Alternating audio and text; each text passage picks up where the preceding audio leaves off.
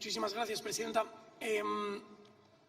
Debatimos hoy un asunto que, si alguien ha estado escuchando las intervenciones hasta ahora, alguien en sus casas, un español de a pie, le costará bastante entender de qué estamos hablando. Entonces voy a intentar hacer una explicación un poco clara de a qué nos enfrentamos. Estamos hablando sobre el Tratado de la Carta de la Energía. Este es un tratado internacional que a nuestros efectos coge relevancia en 1994. 1994, que es cuando España lo firma, gobernaba Felipe González, señores del PSOE. El Tratado de la Carta de la Energía básicamente establece un sistema por el cual pretende promover la inversión, sobre todo de fondos extranjeros y de capital extranjero en España no, en todos los países firmantes, en cuestiones de energía. Y estos países firmantes son básicamente todos los Estados miembros de la Unión Europea, incluso la propia Unión Europea como tal, incluso algunas de las instituciones fundacionales y fundamentales de la Unión Europea.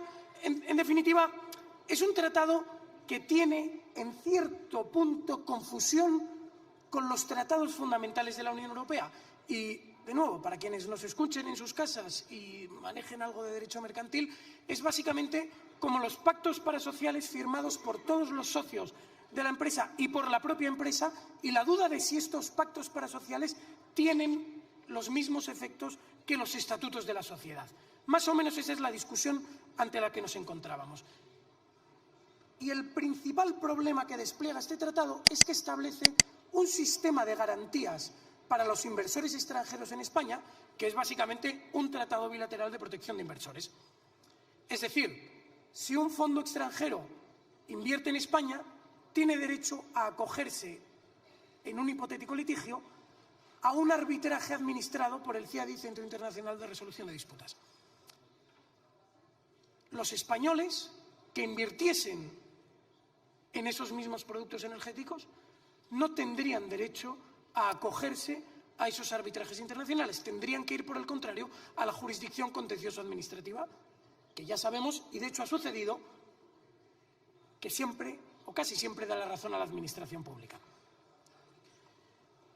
En el año 2007, el Gobierno aprueba una retribución especial para quien invierta en España en energías renovables.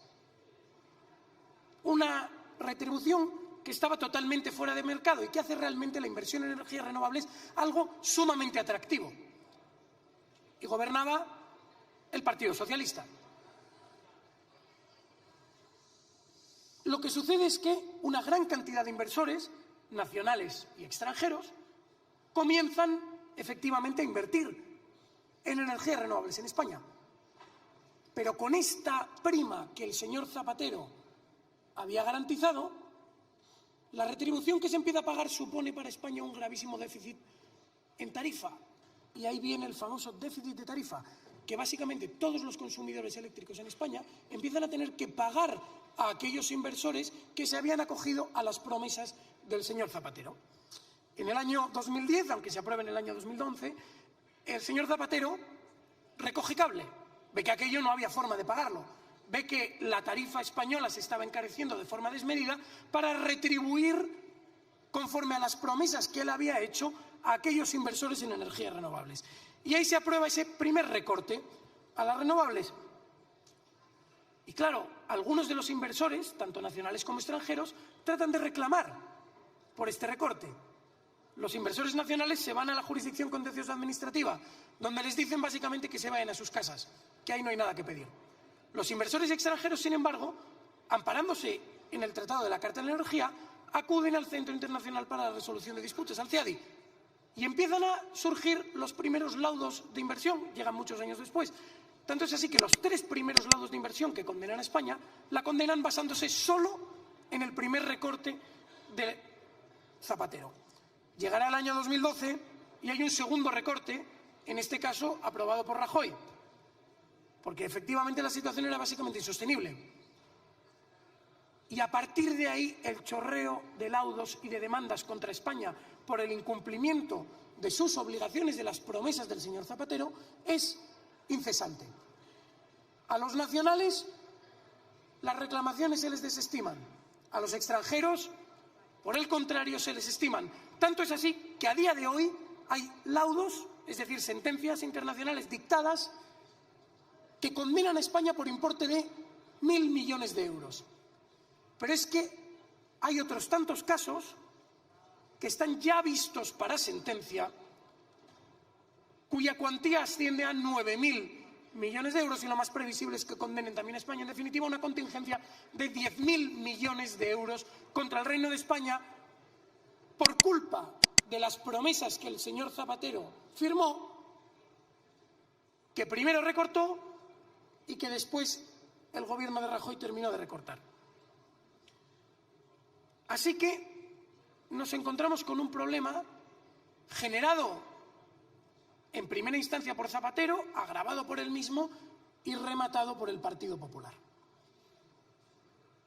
Y ahora lo que hace el Partido Socialista es denunciar el Tratado de la Carta de la Energía, que es algo comprensible. ¿Por qué un tratado ofrece unas garantías a los extranjeros que no se les ofrecen a los nacionales? Es incomprensible. Pero el Partido Socialista denuncia el tratado para intentar escaquearse de pagar esos 10.000 millones de euros de contingencia, que no lo van a conseguir, porque todas aquellas reclamaciones que hayan sido planteadas o cuyo objeto de pedir haya sucedido mientras estaba en vigor el tratado, siguen pudiendo interponerse y continúan adelante. Por lo tanto, no van ustedes a evitar nada. Y pretenden denunciar el tratado porque dicen que fomenta la explotación de los combustibles fósiles. En fin, es una excusa de mal pagador, una excusa peregrina en la que pretenden ampararse para denunciar algo que sería perfectamente comprensible. Podrían ustedes denunciar el tratado, y ya termino, señora presidenta, podrían ustedes denunciar el tratado simplemente porque ofrece unas garantías a los extranjeros que no ofrece a los españoles, y todos lo comprenderíamos. Y el Partido Popular se opone a esa denuncia porque dice que si hay una denuncia tiene que hacerse de forma coordinada con la Unión Europea. En definitiva, creo que ambos partidos están fuera de bolos. Creo que ambos partidos no están en legislar por el interés general de los españoles. Y creo que los españoles se merecen saber cuál es la verdad, que las chapuzas de ambos nos han llevado a una contingencia de 10.000 millones de euros. Muchísimas gracias.